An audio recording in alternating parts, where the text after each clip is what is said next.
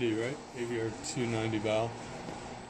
Radial power conditioner with the zones that you said. This one is. It's a 90. This is if you go back, you see the zones. This is the front of the unit. At the back, you see the zones. And the kilo. We have record of it, but I don't remember. Yeah. You see all these zones?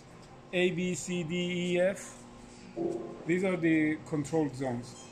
And this plug is different. This than is, the, inlet, this the is the inlet inlet because it's a 100 amp. It goes Oh. like this and plugs in.